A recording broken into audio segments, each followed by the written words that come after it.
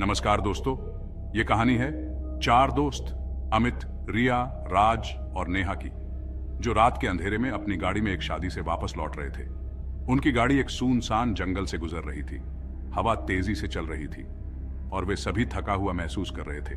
सभी को अपने घर जाने की जल्दी थी। अचानक एक जोरदार आवाज के साथ उनकी गाड़ी रुक जाती है। अमित गाड़ी का बॉनेट खोलता है और इंजन चेक करता है। कुछ समझ नहीं आ रहा, उसने कहा।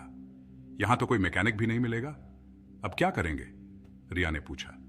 हमें हेल्प के लिए वेट करना होगा, राज ने कहा। लेकिन यहां नेटवर्क भी तो नहीं है और रात बहुत हो गई है, नेहा ने घबरा कर कहा।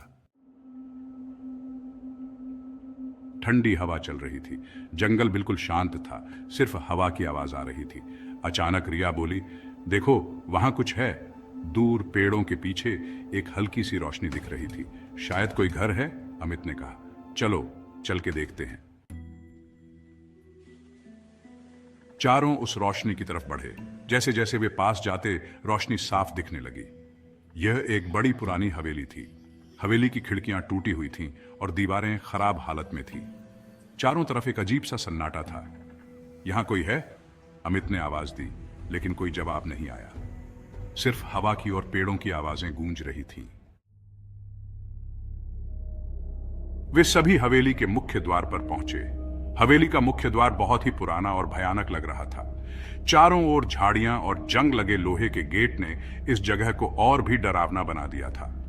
अमित ने उसे धक्का दिया और वह एक कर्कश आवाज के साथ खुल गया। दरवाजे की आवाज सुनकर ऐसा लगा जैसे किसी ने बरसों पुरानी चुप्पी को तोड़ दिया हो।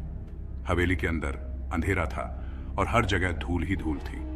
कमरे में घुसते ही उन्हें एक अजीब सी ठंडक महसूस हुई। ऐसा लग रहा था जैसे सालों से यहां कोई नहीं आया हो। पुरानी चीजों की अजीब सी गंध आ रही थी। फर्नीचर पर धूल की मोटी परत जमी हुई थी और कोनों में मकड़ी के जाले लटके हुए थे। साथ ही दीवारों पर पुरानी तस्वीरें टंगी हुई थी। हर चीज से एक पुरानी और भयानक कहानी झलक रही थी। हमें यहां नहीं रुकना चाहिए, नेहा ने कहा। उसकी आवाज डर से थरथरा रही थी और आंखों में डर साफ झलक रहा था। जैसे ही वह बोल रही थी, ऊपर से अचानक किसी के चलने की आवाज आई। ऐसा लग रहा था जैसे कोई भारी कदमों से चल रहा हो। सबने एक दूसरे की ओर देखा और उनके चेहरों पर डर साफ दिखाई दे रहा था। वे समझ नहीं पा रहे थे कि क्या करें। तभी अमित ने कहा, मैं ऊपर जाकर देखता हूं, तुम लोग यहीं रुको। जैसे ही वह ऊपर गया, वहां एक कमरा था जिसमें एक बड़ा सा शीशा लगा था। अमित उसमें अपने आप को देखने लगा। तभी अचानक उसे ऐसा लगा कि जैसे शीशे में उसकी परछाई उसके जैसे नहीं लग रही थी। उसकी आंखें अजीब सी चमक रही थी और चेहरे पर एक डरावनी मुस्कान थी। और फिर अचानक वो परछाई शीशे से बाहर निकलकर सामने खड़ी हो गई। अमित बुरी तरह से घबरा गया और चिल्लाया, लेकिन किसी ने उसकी आवाज नहीं सुनी। उसी समय नीचे उन तीनों ने देखा कि हवेली की पुरानी तस्वीरें दीवारों से गिरने लगीं और एक पुरानी किताब खुद ब खुद खुल गई। उस किताब में कुछ अजीब मंत्र लिखे थे, जिन्हें राज ने पढ़ना शुरू कर दिया। उसे लगा शायद इससे उन्हें इन सब से आजादी मिल जाए, लेकिन हुआ इसका उल्टा। मंत्र पढ़ते ही हवेली के चारों ओर हलचल तेज होने लगी। दीवारों से खून बहने लगा और अंधेरे कोनों से अजीब सी परछाइयां निकलने लगी।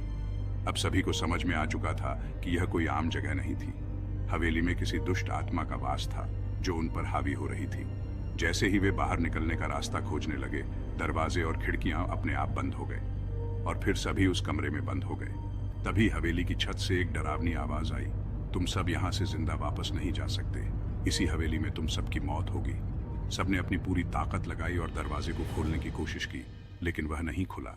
तभी राज को याद आया कि पुरानी किताब में शायद इस श्राप से मुक्ति पाने का तरीका भी हो सकता है। और जल्द ही उसे किताब में वो पन्ना भी मिल गया जिसमें इस समस्या से निजात पाने का मंत्र लिखा था। उसने किताब उठाई और उसमें लिखा हुआ मंत्र पढ़ना शुरू किया। जैसे जैसे वह मंत्र पढ़ता गया, हवेली की परछाइयां धीरे धीरे गायब होने लगी। हवेली कांपने लगी और दरवाजे खुलने लगे।